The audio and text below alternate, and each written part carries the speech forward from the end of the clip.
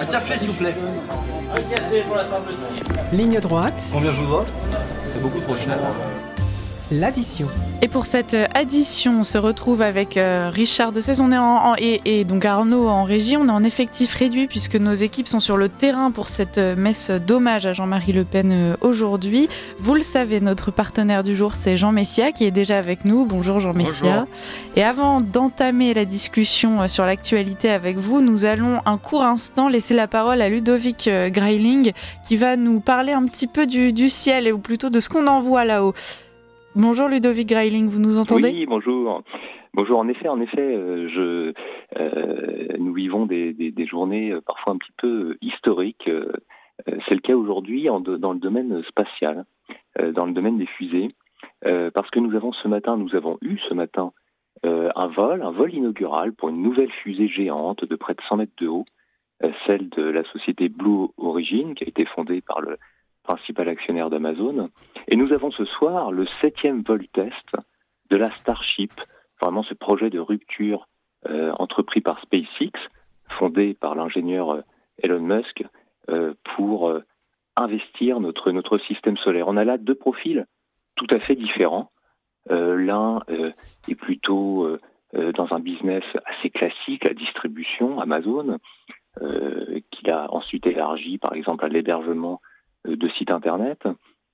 L'autre est vraiment un ingénieur de rupture qui est intéressé par des technologies tout à fait nouvelles, la voiture électrique en son temps, les fusées réutilisables, c'est le tout premier à avoir fait ça.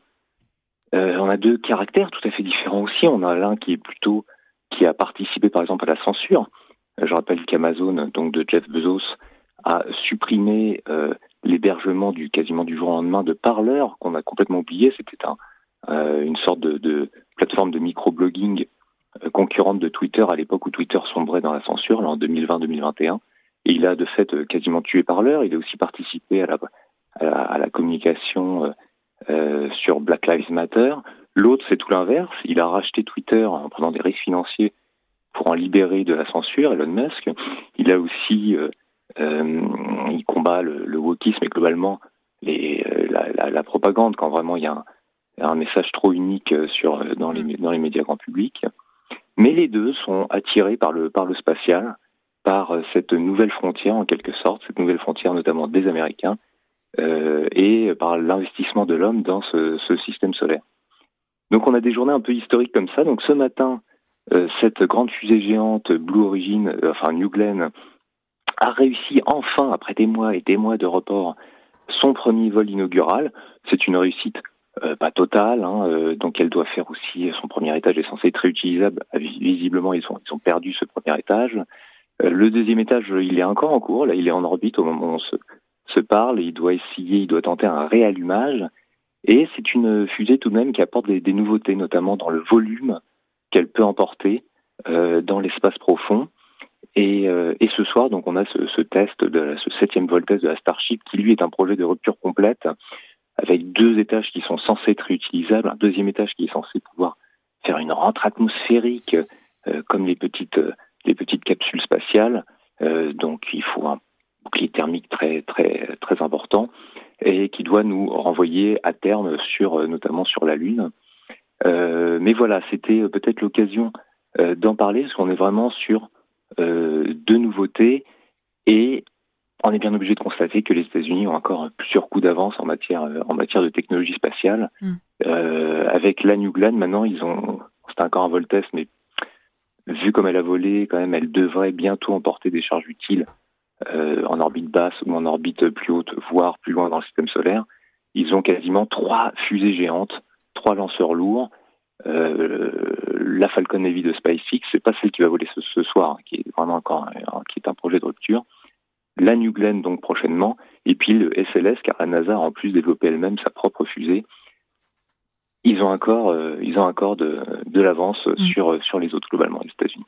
Bon, on va continuer d'observer tout ça avec vous, Ludovic Greiling. Merci de guetter pour nous ces actualités des étoiles, puisque c'est quelque chose qui généralement sort un peu moins dans la presse, sauf grosse réussite et grosse révolution. Donc voilà, merci beaucoup pour ce point. Et puis on vous retrouvera très bientôt pour continuer à en parler et faire le bilan de ces grandes innovations spatiales. À très bientôt, Ludovic Greiling. L'addition. Et on vous retrouve donc Jean Messia. Merci d'être avec nous ce matin. Alors, si vous voulez réagir rapidement à ce qui vient d'être dit, vous le pouvez. Mais sinon, je crois que vous vouliez évoquer à nouveau 2 polémiques de la France insoumise. C'est bien parce que, bon, avec eux, généralement, on est quasiment sûr d'en avoir une par semaine. Cette fois, on en a 2. Alors, en fait, je voulais parler plus globalement, à travers ces 2 polémiques, mais pas que, de la dérive, en fait, liberticide et mortifère de la gauche et plus généralement de tout le système gaucho-progressiste qui nous dirige depuis maintenant un demi-siècle à peu près. Vous savez que partout ce système est contesté. On a eu aux États-Unis l'élection de Donald Trump, on a l'AfD en Allemagne, on a plusieurs majorités nationales et patriotes qui prennent de plus en plus d'espace politique dans les pays occidentaux, ce qui me fait dire que le système antinational qui nous dirige finalement est dans une phase crépusculaire d'une idéologie finissante, comme le monde a pu en connaître régulièrement au cours des siècles. La première chose dont je voulais parler, c'est l'appel assez grotesque, il faut bien le dire, de Sandrine Rousseau à quitter le réseau X. Alors voilà une personne qui ne quitte pas un éditeur, ne quitte pas un réseau social, ne quitte pas une plateforme parce qu'elle y est censurée ou parce qu'on attenterait à sa liberté d'expression. Non, elle quitte la plateforme X parce qu'il y a trop de liberté d'expression. Et elle le fait au nom de la démocratie. Donc moi, si vous voulez, cette déclaration m'a laissé pantois. Alors elle dit que c'est un appel qu'elle a lancé à tous les députés du NPF. Elle nous informe que 10 d'entre eux auraient accepté sa proposition. Bon, on connaît ce genre de geste qui ne dure que le temps des cerises, puisque rappelez-vous, Jean-Michel Apathy n'en finit pas de quitter Twitter, en tout cas X, et il y est toujours. Sandrine Rousseau aussi, d'ailleurs. Sandrine Rousseau aussi. Je précise que lorsque X, Twitter, était sous la coupe des gauchos-progressistes, des wokistes, etc., les gens qui quittaient X, c'est qu'ils étaient bannis. J'en ai fait moi-même les frais, puisque rappelez-vous, mon compte Twitter avait été supprimé pendant 1 an et demi avant d'être réactivé par Elon Musk. Donc je ne comprends pas comment, au nom de la démocratie, du pluralisme et de la liberté d'expression, on en vient à quitter un réseau qui justement fait de tous ces principes l'alpha et l'oméga de sa gestion. Donc c'est très inquiétant. En réalité, les gauchos-progressistes savent qu'ils n'ont plus rien à dire, que plus personne n'y croit, que plus personne ne les croit, et qu'en conséquence, ils aimeraient avoir une espèce de petite retraite façon Sigmaringen. C'est-à-dire, entre collabos de la fin de la France, on se retrouve sur un réseau, alors c'est plus une ville, c'est un réseau de l'entre-soi, où on ne risque pas de se voir percuter ses œillères idéologiques par un réel qui devient trop terrassant. Bon, voilà, ça c'est la première chose. La deuxième chose, et qui est plus ou moins liée d'une certaine façon, c'est l'inénarrable Sébastien Delogu, qui, je crois, devrait faire de l'analphabétisme et de l'illettrisme son combat principal. Eh bien lui se fend d'une déclaration surréaliste sur les frontières. Alors j'avais envie de vous la lire parce que je crois que comme elle n'est pas écrite en français, j'ai eu du mal à retenir son contenu. Il dit « J'ai toujours été contre les frontières, c'est comme si les oiseaux, à la fin, ils volent. » Alors, je crois qu'on l'a passé en sonore hier. Peut-être qu'Arnaud la retrouvera. Si c'est le cas, on la passera. Mais c'est comme si les oiseaux, à la fin, ils volent. Ulule-t-il donc? Et d'un coup, t'as un grillage et qu'on lui disent les oiseaux. Ah frérot, tu peux pas sortir de là. T'as pas le droit d'aller dans l'arbre en face. Puis aille-t-il enfin? Mais je trouve que vous lui ajoutez beaucoup de sentiments. Oui, tout à fait, mais c'est parce que je considère que c'est un drôle d'oiseau, figurez-vous, pour filer la métaphore. J'ai envie de lui dire, mais Sébastien, d'abord apprends à parler français, parce que ton niveau n'est pas digne de celui d'un député de la République française. La deuxième chose, c'est que les pays africains et maghrébins qu'il affectionne tant, si on poursuit en parlant des frontières comme des grillages, ils ont des grillages partout, eux. Alors moi je demande pourquoi diable, et je pourrais généraliser à beaucoup d'autres sujets, pourquoi diable les députés d'extrême gauche refusent-ils aux Français ce qu'ils admettent et ce qu'ils encouragent et ce qu'ils défendent pour d'autres nations? En gros, si ils déclarent la France jardin ouvert pour tous les oiseaux, il faudrait qu'ils le réclament pour tous les autres pays, parce que, je terminerai en disant qu'il n'y a aucune raison que les Français soient les seuls pigeons de l'histoire. Et puis enfin, on a le sonore de Delogu qui parle des oiseaux, si vous voulez, on le passe un instant quand même pour offrir ce moment aux auditeurs, même si votre imitation était sans pareil, Jean Messia. Bon, moi, je suis entre guillemets un peu contre les frontières. Pourquoi? Parce que j'aimerais que les gens ils puissent aller où ils veulent, dans n'importe quel pays dans le monde. C'est comme les oiseaux. C'est comme si les oiseaux, à la fin, ils volent et d'un coup, tu as un grillage. Ah, frérot, tu n'as pas le droit de sortir de là. Tu peux pas aller dans l'arbre en face. Excuse-nous, c'est pas la France. C'est un peu bizarre. Bon, il vous manquait seulement l'accent, Jean Messia. C'était pour moi, c'est un député de Love Story encore. Je crois qu'ils avaient il y avait meilleur niveau. Non, mais c'est-à-dire ce qui est vraiment attristant, c'est que moi, je me souviens d'une gauche, une vraie gauche laïque, républicaine, française, qui nous apportait, même si on n'était pas toujours d'accord avec elle, qui nous apportait toujours un supplément d'âme. Eh bien, avec le député Sébastien Delogu, il nous apporte toujours un supplément d'âne. Voilà, on en a eu encore un exemple hier. Et enfin, je crois que la perle de ce que j'ai entendu en ce début de semaine, c'est quand même la déclaration de Rima Hassan, qui a congédié telle une boniche par une princesse du Golfe, Mathilde Panot, puisque dans un discours devant plusieurs milliers de personnes, Rima Hassan affirme que désormais le combat de gauche, le combat antiraciste, doit être porté par des figures qui l'incarnent.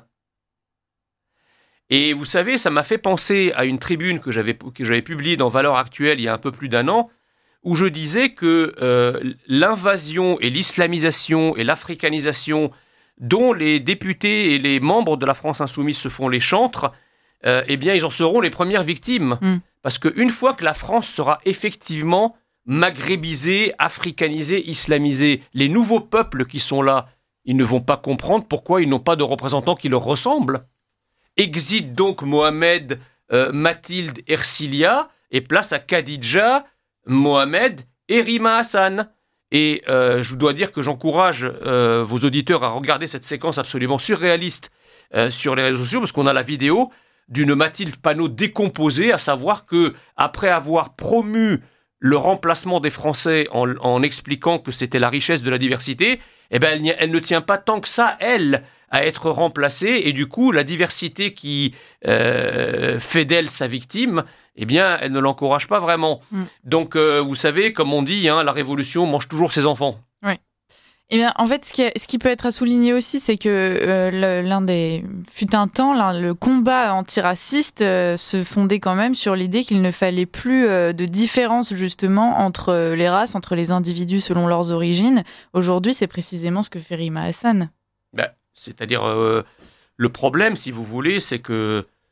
Alors, les races, c'est un concept un peu compliqué, mais cela dit, quelqu'un qui est noir n'est pas quelqu'un qui est blanc, n'est pas quelqu'un qui est jaune. Donc, il y a une réalité, si vous voulez, humaine, de différence humaine, et d'ailleurs, c'est ça qui fait la beauté de l'humanité, c'est que nous ne sommes pas tous pareils, n'est-ce pas ? Ça, c'est la première chose. Maintenant, si on parle de civilisation et de culture, alors là, je dis non. Toutes les cultures et toutes les civilisations ne se valent pas. La gauche nous a longtemps expliqué que les civilisations anthropophages et la civilisation de Léonard de Vinci, c'était pareil. Bon, moi, je suis pas d'accord avec ça, et je crois que pas grand monde n'est d'accord avec ça. Ce que dit Rima Hassan, c'est que vous avez voulu l'invasion, merci de nous avoir permis d'être là, merci de nous avoir permis de prendre toute cette place, merci de nous avoir permis d'être aussi nombreux, eh bien maintenant, on n'a plus besoin de vous. Mais vous savez, ça se passe comme ça, je dirais, ça s'est passé comme ça à travers l'histoire. Si on prend, par exemple, la révolution iranienne, alors vous allez me dire, c'est un cas un peu excessif, mais dans l'excès, il y a toujours une forme de pédagogie qui permet de clarifier les choses. Lorsque les communistes iraniens, dans une espèce d'élan de liberté, pris par leur propre, comment dirais-je, rêve d'une liberté absolue, aident les mollahs à s'installer et disent qu'ils vont gouverner avec eux au début. Où sont les communistes aujourd'hui en Iran ? La moitié s'est enfuie, l'autre moitié a été assassinée par le régime islamiste. C'est la même manière, mais on le connaît un peu moins, en Égypte. En Égypte, ceux qui ont milité très longtemps pour la libération des frères musulmans des geôles nassériennes, au moment où Sadat est arrivé au pouvoir, c'est la gauche et l'extrême gauche, au nom de la liberté. Au nom de la liberté, ils ont autorisé le voile dans les universités égyptiennes. Au nom de la liberté, ils ont autorisé les associations des frères musulmans à prendre pignon sur rue en Égypte. Donc, Sadat, dans un espèce de geste gauchisant, a libéré tout ce monde-là. Qu'est-ce qui s'est passé 10 années après ? Sadat est tombé sous les balles des frères musulmans qu'il avait lui-même libérés quelques années au préalable. Il est vraiment dommage. Alors, on peut évidemment étendre au régime nazi, puisque pareil, les grands capitaines d'industrie allemands ont aidé les nazis à arriver au pouvoir en disant, parce que tous ces gens-là, que ce soit de gauche ou de droite, ils te disent, on va faire arriver les minorités intégristes au pouvoir, puisque comme ils sont minoritaires, on arrivera à les contrôler. Sauf qu'une fois qu'ils sont au pouvoir, ils ne sont plus minoritaires. Oui. Hitler, quand il arrive au pouvoir, il met au pas toute l'industrie et les capitalistes allemands. Le mollah, l'ayatollah Khomeini, quand il arrive au pouvoir, il met au pas, il zigouille tous les communistes qui l'ont aidé à arriver au pouvoir. Quand les frères musulmans en Égypte sont suffisamment forts, ils zigouillent celui-là même qui leur a permis d'être à l'extérieur et d'être libérés.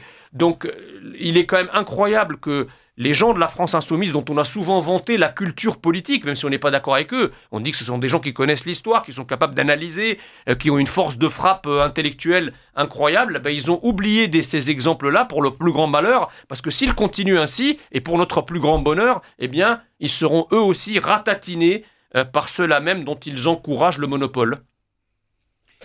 Jean Messia, vous citiez tout à l'heure ce phénix, le député LFI de Logu.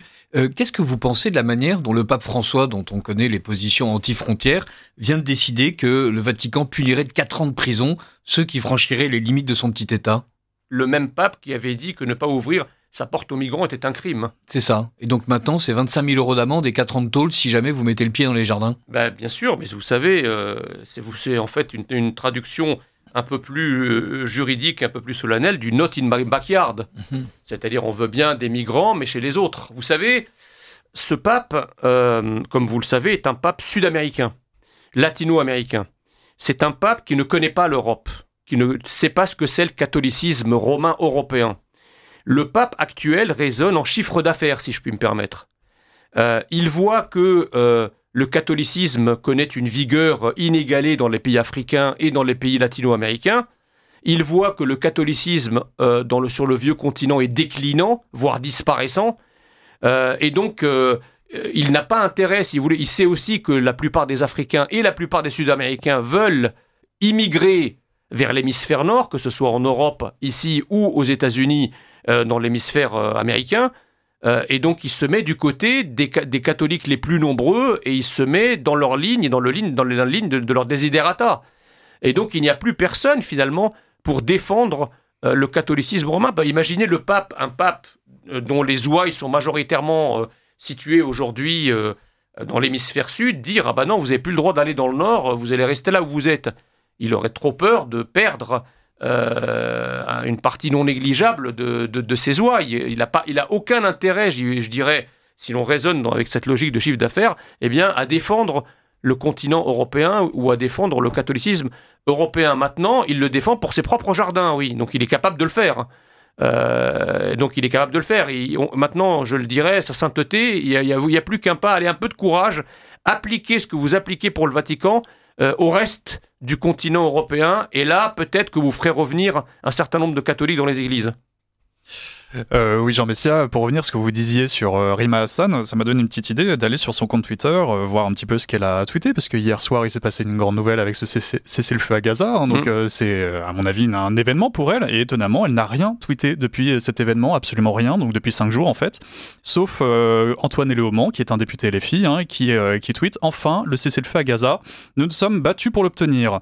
Donc il s'octroie le cessez-le-feu à Gaza, mais heureusement, grâce à X et Elon Musk, il y a une petite note de la communauté communauté qui vraiment enrage tout le monde, et qui précise bien que la médiation a fait intervenir l'administration Biden et Trump, ainsi que le gouvernement israélien, égyptien, qatari et le Hamas. Aucune trace d'une intervention française, ainsi l'individu auteur de ce tweet n'est absolument et nullement impliqué. C'est un charlatan. Donc on comprend pourquoi ils veulent censurer X, pour faire le lien avec votre édito. Bah bien sûr, parce que ça va en censurant X et en censurant un espace où des gens peuvent apporter la contradiction, ils resteront tout aussi monolithiques qu'ils l'ont été pendant ces 50 dernières années. Je vous rappelle quand même qu'on a fait des progrès, parce qu'il y a 50 ans, quand moi je suis arrivé en France, il n'y avait que 3 chaînes de télé. Il y avait comme une dizaine de prélats médiatiques, seuls autorisés à dire la bonne parole du réel. Et évidemment, ces médias ont joué un rôle extraordinairement néfaste dans la perte de notre identité, dans le désamour de la France, dans la haine de la France, puisque ces médias ayant été quand même des médias idéologisés dès le début, voilà ce qui arrive. Alors Elon Musk est arrivé tel un Martin Luther en disant non, il n'y a pas que les grands prélats qui ont le droit d'analyser, de voir le réel et de le commenter. Il y a tout le monde. Tout le monde peut se procurer une Bible et tout le monde peut lire la Bible et tout le monde peut se faire son idée. Tout le monde peut avoir son réseau et se faire son idée du réel. Et donc ça, évidemment, ça ne fait pas les affaires de ceux qui se croyaient en monopole pour toujours et de ceux qui croyaient qu'ils pouvaient comme ça maintenir sous la chape de plomb du politiquement correct tout un peuple désireux de s'informer autrement. Voilà. Donc on le confirme ce matin pour ceux à qui ça est. Non, la France insoumise n'a joué aucun rôle. Il n'y a eu aucun représentant de la France insoumise, pensez-vous, dans la délégation de Trump qui a négocié avec l'administration Biden ce cessez-le-feu, que d'autres pays au demeurant que vous avez cités ont négocié. La France insoumise ne s'est fait que le relais de ces avancées en tentant de se les octroyer pour caresser dans le sens du poil leur nouveau peuple arabo-afro-islamique dont ils cherchent en permanence à recueillir et à conserver les suffrages. C'est uniquement ça. Et d'ailleurs, quand vous dites que Rima Hassan n'a rien tweeté, et pour cause, parce que je crois que depuis la chute du régime syrien, on ne la sent pas très bien, Rima Hassan. Elle ne sait plus sur quel pied danser. On avait l'impression qu'elle avait une espèce de colonne vertébrale qui lui donnait des ailes et elle était soutenue par un régime. Donc là, elle se permettait tout. Maintenant, j'ai l'impression qu'en fait, elle se comporte comme quelqu'un qui joue sans filet. Et donc, elle est beaucoup plus prudente. Et j'aimerais, puisque vous avez abordé ce sujet, il y a un truc que je pige pas. On nous avait expliqué, enfin en tout cas les gens de la France insoumise et la diversité islamisée en France nous expliquent en permanence qu'une vie est une vie et que la vie d'un Palestinien vaut celle d'un Israélien et qu'on ne peut pas comparer. Mais alors pourquoi, quand ils négocient la libération des otages, le Hamas négocie 30 otages israéliens contre 1000 otages palestiniens? Si une vie est une vie, ça doit être 1 contre 1. Subitement, donc, ils sont en train de dire que la vie d'un Israélien vaut 30 fois la vie d'un Palestinien. Chapeau les artistes. Non, oui, c'est pas les Palestiniens qui pourraient devenir des terroristes ensuite par la suite, avec du sang sur les mains, etc. Oui, donc, mais bon, c'est en fait, j'allais dire, c'est le principe d'une guerre, mais ça n'est pas vraiment une. C'est une guerre asymétrique en fait là. C'est une organisation terroriste contre un État. Ouais. Jean Messia, fut un temps, on pointait du doigt, notamment après-guerre, les journaux, par exemple, qui avaient pu collaborer d'une façon ou d'une autre. Est-ce que vous pensez que viendra un temps où ces journaux qui relaient la pensée unique auront des comptes à rendre? Ah, mais moi, vous savez, j'ai mon idée sur la question. Je ne pense pas d'ailleurs que votre question devrait se limiter au pourquoi seulement les journalistes. Oui, parce que si vous voulez... moi, j'en ai un peu rassé, et peut-être que ce matin, je vais en profiter pour faire émettre un coup de gueule. Oui, on vous trouvait vachement doux jusqu'à maintenant. Ouais, voilà, c'est ça. Mais là, vous allez avoir une gradation. Mais bon, ça vous inquiétez pas, hein, les vitres vont rester telles qu'elles sont. Oui, parce qu'elles sont solides. Vous savez, on a tendance à présenter le capharnaüm identitaire, sécuritaire, économique, budgétaire, dans lequel la France se noie depuis quelques années comme un phénomène météorologique.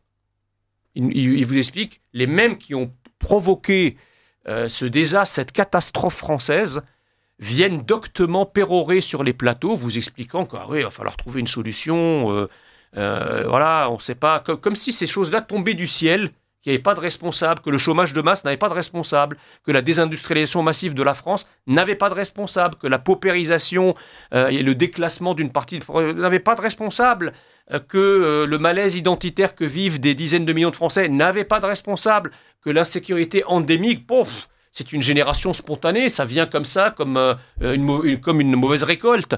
Mais pas du tout. Pas du tout. Les Français doivent savoir que tout ce qui nous arrive aujourd'hui, ce que j'appelle le désastre ou le capharnaüm ou la catastrophe française, elle a des responsables. Les responsables en sont d'abord ceux qui ont présidé aux destinées de notre pays pendant ces 50 dernières années. On a eu quand même des présidents. Quand Sarkozy vient nous dire « Ah oui, mais il y a vraiment un problème avec l'immigration, il faut le régler », mais on a envie de lui dire « Mais c'est pas vous qui avez fait rentrer 1 million d'immigrants de plus pendant votre présidence ?» Donc il a participé à ce qu'il prétend dénoncer.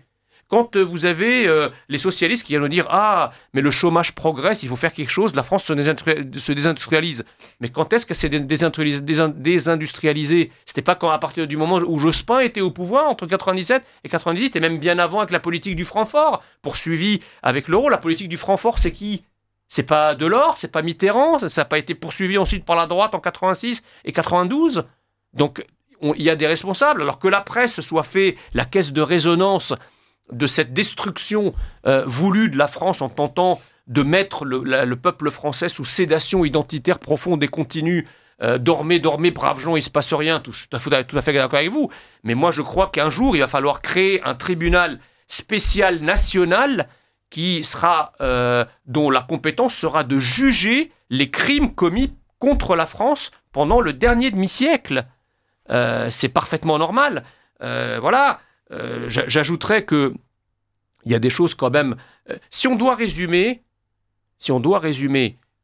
toutes les politiques menées en France depuis 50 ans, elles se résument en un point, en un mot. Le mot haine.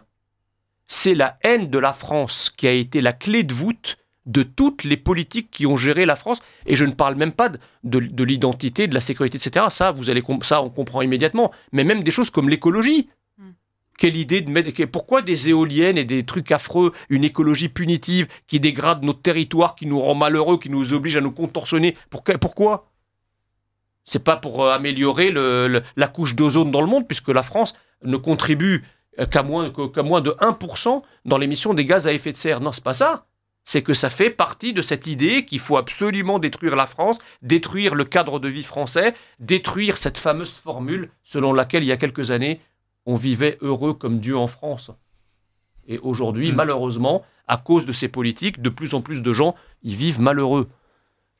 Il nous reste 2 minutes à peine, Jean Messia. Aujourd'hui, c'est la messe d'hommage à Jean-Marie Le Pen. Est-ce que vous pourriez dire quelques mots justement sur cette figure de Jean-Marie Le Pen ?